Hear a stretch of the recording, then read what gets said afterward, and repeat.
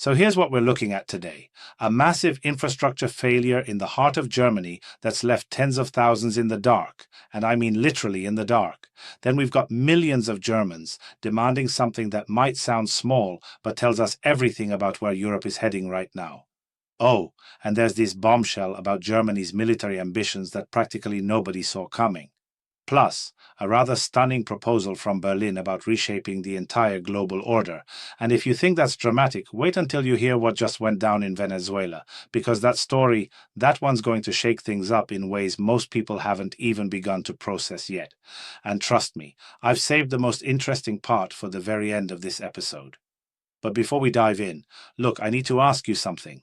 If you find value in what we do here, if you appreciate the research, the fact-checking, the hours spent making sure you're not getting fed the usual sanitized narratives, please hit that like button, subscribe if you haven't already. And here's the thing, we work hard to keep this independent, to avoid the fake news cycle, to bring you what mainstream outlets won't touch. So if you can, consider sponsoring the channel or use that YouTube Super Thanks feature. It makes a real difference. It keeps us going. And I'm asking you personally, from one human being to another, because this work matters. Also stick around until the end, seriously. The most interesting part is coming, and you're going to want to hear it. All right, let's get into it. Berlin, Germany's capital, 50,000 homes just gone dark, no electricity. And I'm not talking about some rural area where infrastructure is already hanging by a thread. This is Berlin, one of Europe's major capitals. Southwestern districts of the city suddenly plunged into darkness, affecting not just residential areas but around 2,000 commercial customers too. The operator, they're saying restoration work is going to take until evening. That's their preliminary assessment anyway. And the official cause? A fire. That's what they're telling us. Police confirmed it, said a distribution substation caught fire, and boom, multiple districts, dozens of streets, all without power. Now here's where it gets interesting. Berlin police put out a warning on X, formerly Twitter, saying not only could there be power disruptions, but mobile networks, landline phones, all of it could go down. So they're telling people stay alert, stay vigilant. If there's an emergency, go directly to a police station or fire department. Don't rely on your phone. Think about that for a second.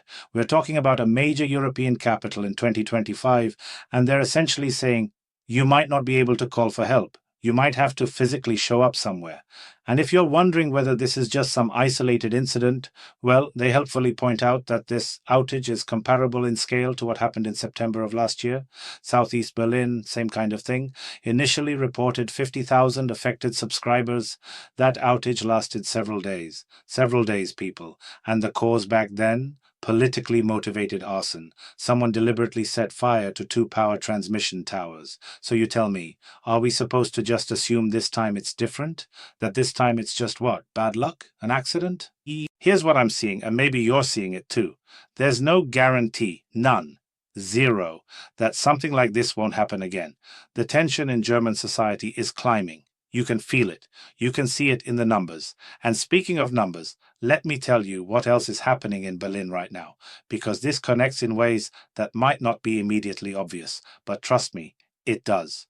Over 3 million people, let that sink in, over 3 million people have signed a petition from the Berlin branch of the German police union. And what are they demanding? A nationwide ban on fireworks during New Year's celebrations. 3 million signatures. That's massive. Stefan Wech, he's the chairman of the police union in Berlin. He's saying politicians need to show the country they're taking these voices seriously. Because here's the thing, the German government has consistently rejected, for reasons nobody seems to understand, a general ban on fireworks. They keep saying no, but the union isn't backing down. They're ramping up pressure like never before with this petition. And why? Because on New Year's Eve, police and medical services logged numerous injuries from pyrotechnics. 2 incidents ended with tragic loss of life. 2. Firefighters had to respond to countless fires, most of them caused by fireworks. And this chaos, this wasn't just Berlin. This was all over Germany. So now the government has to respond. They can't ignore 3 million people. They can't just stay silent. Now, You might be asking yourself, what does a power outage and a fireworks petition have in common? And here's where things get even more intriguing. Both of these stories point to the same underlying reality. German society is fracturing. The social contract is fraying. People don't trust the systems that are supposed to protect them anymore. When you've got millions demanding basic safety measures that the government won't provide, when infrastructure can go down and nobody's quite sure if it's an accident or something more sinister, you're looking at a country in transition, and not the good kind. But wait, because while all of this is unfolding, Germany's political establishment is making moves that are, well, let's just say they're surprising a lot of people. The Christian Social Union, that's the CSU, the junior partner to Friedrich Merz's Christian Democratic Union, they just announced what they're calling a grand plan. And it's ambitious. They want to make the Bundeswehr, that's Germany's military, the strongest conventional army in Europe. Not just strong, the strongest. Alexander Hoffmann, he's a member of parliament from the CSU, chairman of the parliamentary group. He laid it out pretty clearly. Germany needs to be ready for defense, capable of deterrence together with its allies. And these plans, naturally, they require significant investments. Huge investments into the Bundeswehr. We're talking about a fundamental shift in priorities. Germany is now emphasizing, above all else, strengthening its defense capabilities and building a powerful military.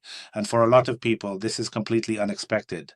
There's a strategic document that German media got their hands on, and according to this document, Germany's armed forces should become the strongest army in Europe, not just in numbers, but in technological superiority. Why? Because, as the document explains, rapidly growing threat potential requires reliable deterrent capability. Germany must be able, at any moment, to make it clear that large-scale attacks on European territory will have serious consequences. That's the language they're using. Serious consequences. Think about what that means. Think about the implications. And to have that capability, to be able to send that message, the document outlines comprehensive modernization of weapons arsenals. We're talking long-range cruise missiles, drones, cost-effective guided missiles, development of domestically produced hypersonic missiles, and the long-term goal, creating a European arsenal of high-precision long-range weapons. This is a grandiose plan, people. It confirms that building a strong military is now a priority goal for the Federal Republic of Germany, which means the rhetoric around military matters in Germany is about to change very, very quickly. And just when you think you've got your head around that, Germany's Foreign Minister, Johann Wadeful, he comes out and says he wants Germany to push for reforms at the United Nations.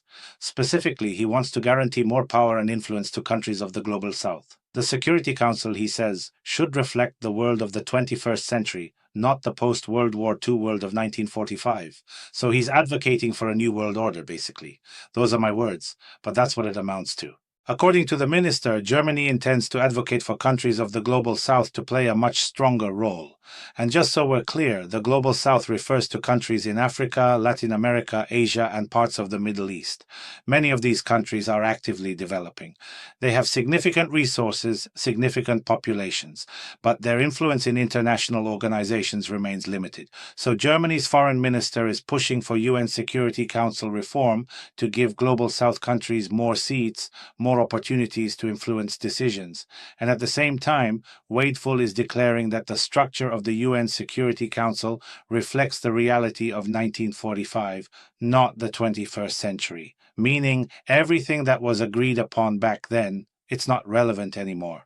The old deals, the old arrangements, they're in the past. This message is being very actively discussed today, and it speaks volumes, because what he's really saying is the post-war order is dead. We're moving into something new, and Germany wants to be at the forefront of defining what that new order looks like. Now, if you've been paying attention, you might be wondering, why is Germany doing all of this right now? Why the military build-up? Why the push to reform the UN? And here's where you need to connect the dots, because these aren't separate stories. They're all part of the same pattern. Germany sees the writing on the wall. American security guarantees they're not what they used to be. The world is becoming multipolar. Old alliances are shifting, and Germany is positioning itself for what comes next. Whether that's a good thing or a bad thing, well, that depends on where you're sitting. But here's what most people are talking about today. And honestly, this one's big. Really big, Venezuela. Nicolas Maduro, the leader of Venezuela, was detained last night by members of the elite U.S. military Special Operations Unit, Delta Force.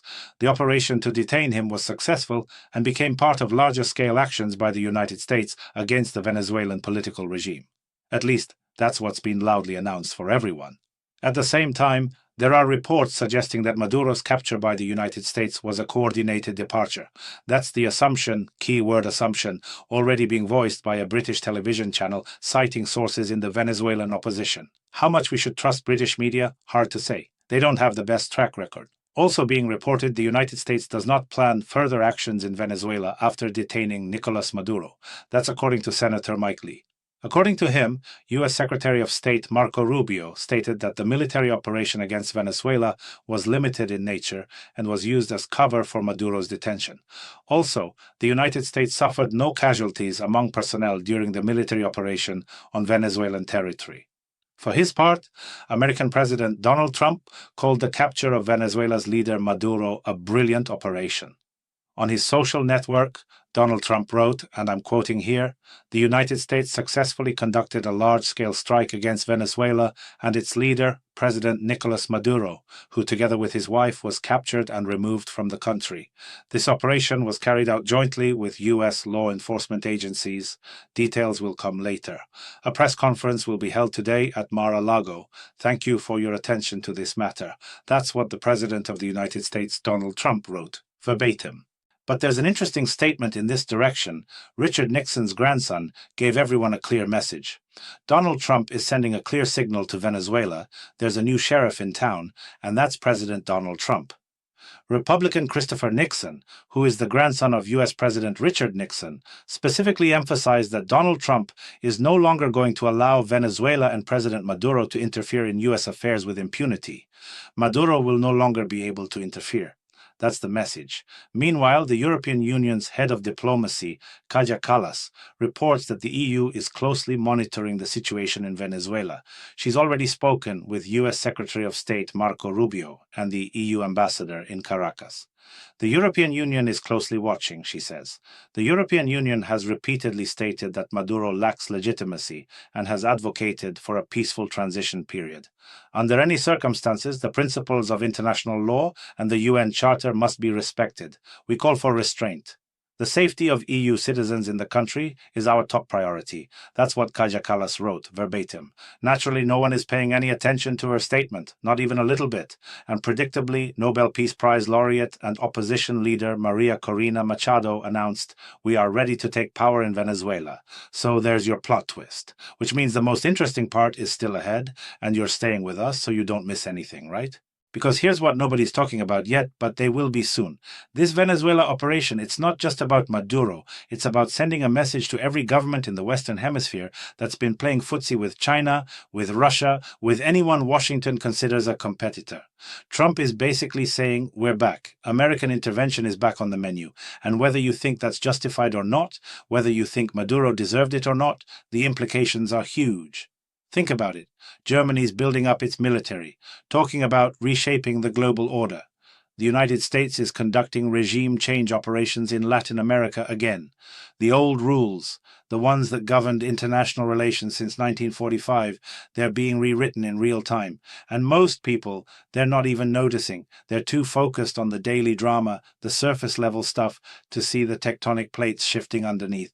This is what I mean when I say you have to watch global events day by day and look for the bigger patterns. Because the pattern here is clear. We're entering a new era. The institutions that kept the peace, however imperfectly, for the last 80 years, they're crumbling. And what's replacing them? Well, that's the question, isn't it? That's what we're all trying to figure out. So let me bring this together for you. Berlin's infrastructure is failing. Whether from incompetence or sabotage, take your pick. German society is demanding safety measures the government won't provide. Germany's military is gearing up to become the strongest in Europe. Germany's foreign minister wants to reshape the UN. And the United States just executed a military operation to remove a foreign leader. These aren't random events. They're symptoms of the same disease. The old order is dying. The new one hasn't been born yet. And in that space, in that gap, anything can happen. Now, before we wrap up, I want to ask you again. If this analysis helps you make sense of what's happening, if it gives you context the mainstream won't provide, do me a favor.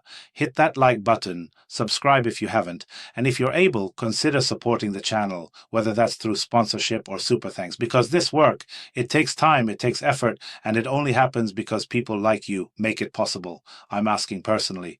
Not as some faceless content creator, but as someone who genuinely believes this information needs to get out there. And remember, the most interesting developments are always the ones that haven't fully played out yet. Venezuela's story isn't over. Germany's transformation isn't complete. The global order is still being contested. So stay informed, stay engaged, and keep watching, because I'll be here day by day, connecting the dots, making sure you see the full picture. Until next time. Look, before you go, I want to take a moment to talk with you, person to person. What we do here, it's not easy. Every episode requires hours of research, cross-referencing sources, verifying facts, making absolutely certain we're not spreading misinformation or falling into the fake news trap that's become so common everywhere else.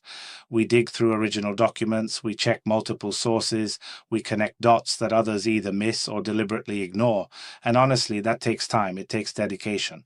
But here's the thing, we can only keep doing this because of you, because of people who value independent analysis, who want the full picture, not the sanitized version. So if you appreciate what we're building here together, please hit that like button, subscribe if you haven't already, and if you're in a position to support us financially, whether through channel sponsorship or that super thanks feature, it genuinely makes a difference. It keeps us independent, it keeps us going. This isn't about charity, it's about partnership. It's about building something together that matters, a space where honest analysis still exists. Leave a comment too. Let me know what you think, what stories you want covered. You're not just viewers, you're part of this community, and I'm deeply grateful for that. Thank you for being here. Thank you for trusting us with your time. It means everything.